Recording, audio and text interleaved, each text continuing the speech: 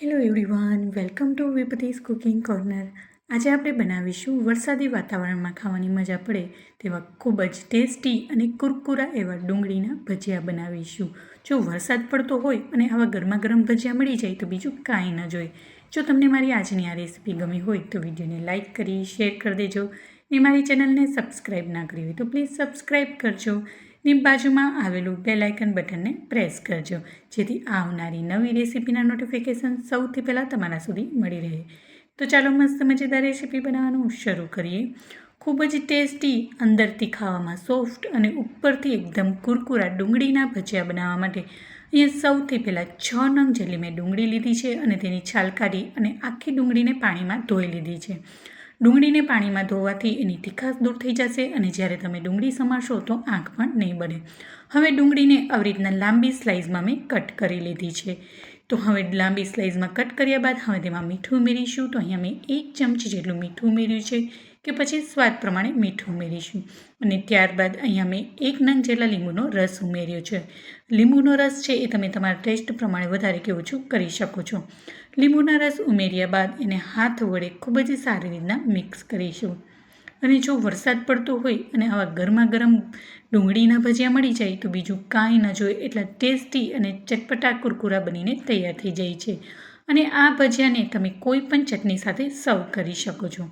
હવે અહીંયા મેં લીંબુનો રસ નીચવી દીધો છે. હવે એને ખૂબ જ સારી રીતના આવી રીતના હાથેથી ચોળી લઈશું જેથી ડુંગળીમાં રહેલી બધી જ સ્લાઇસ છે એક એકદમ છૂટી થઈ જશે અને મીઠાનું પાણી થઈ જશે. તો તમે વિડીયોમાં જોઈ શકો છો મેં બધી જ ડુંગળીની સ્લાઇસમાંથી આવી રીતના બધી છૂટી છૂટી સ્લાઇસ કરી લીધી છે.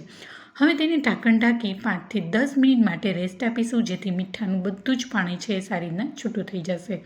અને જ્યારે આપણે આનું બેટર બનાવીશું તો આપણે બેટર બનાવવામાં પાણીની પણ જરૂર નહીં પડે.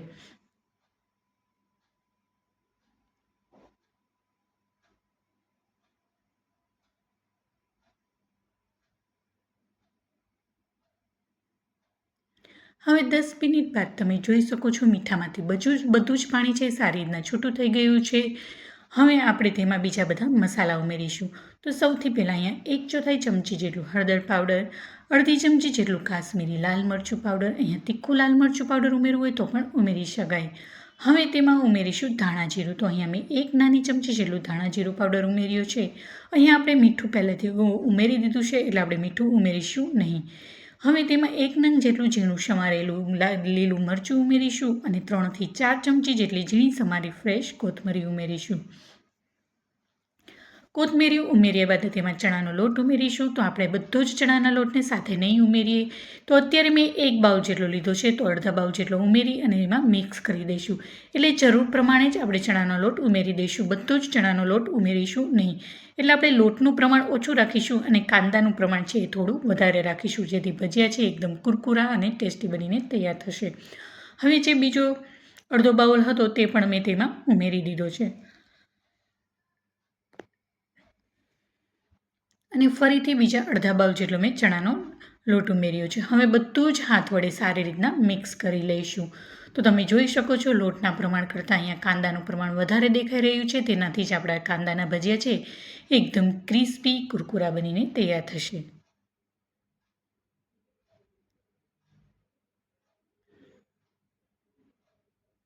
હવે તમે જોઈ શકો છો સારી રીતના હાથ વડે મિક્સ થઈ ગયું છે.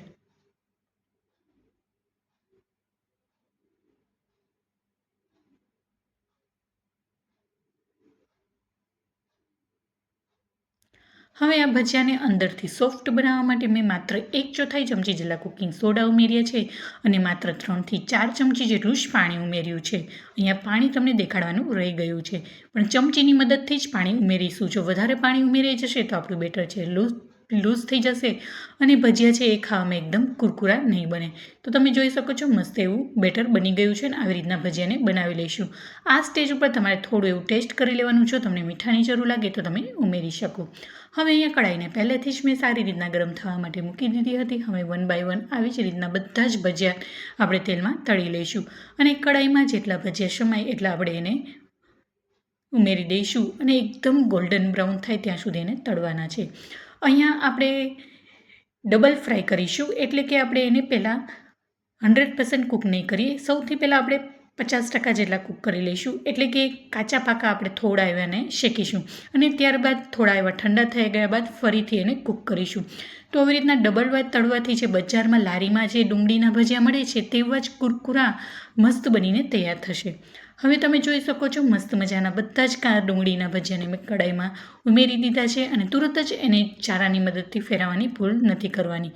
તમે જોઈ શકો છો ઉપરના જે બબલ્સ છે નીચે બેસી જાય ત્યારબાદ જ આપણે ઝારાથી એને પલટાવીશું.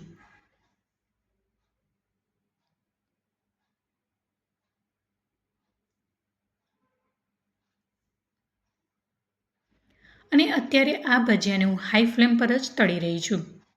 હવે તમે જોઈ શકો છો ધીમે ધીમે બધા જ બબલ્સ છે નીચે બેસી ગયા છે. હવે બીજી સાઈડે આપણે ભજીયાને આવી રીતના ફેરવી લઈશું.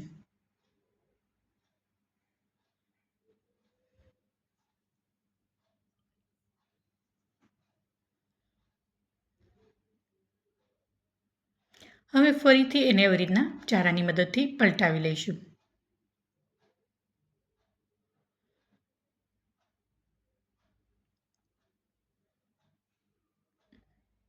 અને થોડી વારે આવી રીતના એને ચલાવતા રહીશું.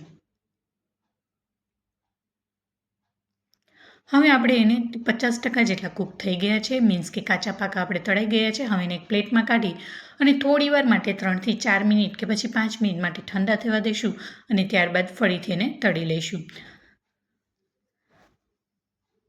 હવે 5 મિનિટ બાદ આપણા જે ભજીયા તળીને રાખ્યા હતા એ ઠંડા થઈ ગયા છે અને ફરીથી તળી લઈશું.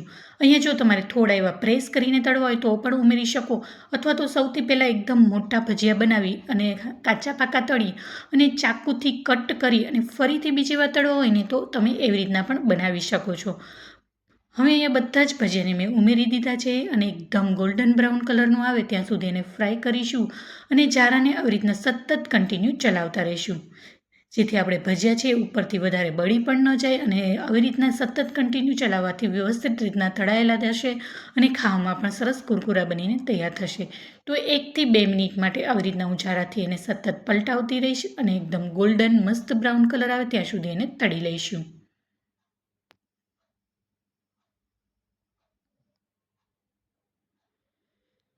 તમે જોઈ શકો છો મસ્ત એવો બજારમાં મળે તેવો જ ગોલ્ડન બ્રાઉન કલર આવી ગયો છે. હવે એને એક પ્લેટમાં કાઢી લઈશું અને જારાની મદદથી બધું જ તેલને સારી રીતના નિતારી લઈશું.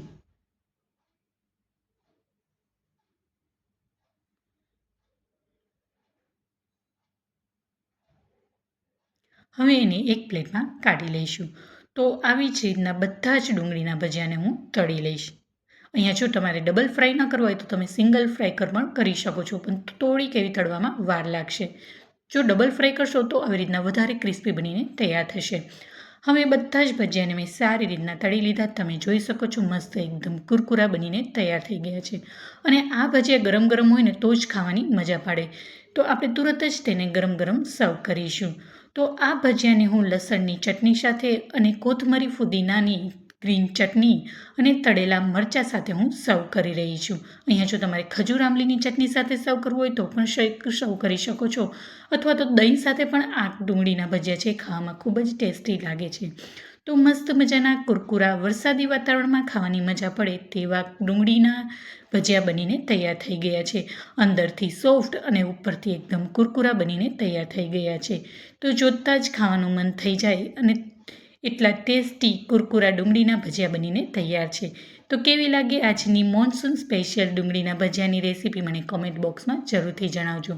જો તમને મારી આજની આ રેસીપી જરા પણ ગમી હોય તો વિડીયોને લાઇક કરી શેર કરી દેજો ને મારી ચેનલને સબસ્ક્રાઈબ ના કરી હોય તો પ્લીઝ સબસ્ક્રાઈબ કરજો ને આવી જ નવી ટેસ્ટી રેસીપી માટે બાજુમાં આવેલું બેલ આઇકન બટનને પ્રેસ કરજો, જેથી આવનારી નવી રેસીપીના નોટિફિકેશન સૌથી પહેલાં તમારા સુધી મળી રહે. ફરી મળીશું એક નવી જ રેસીપી સાથે અને એક નવા જ સ્વાદ સાથે. ત્યાં સુધી આવજો and thank you for watching.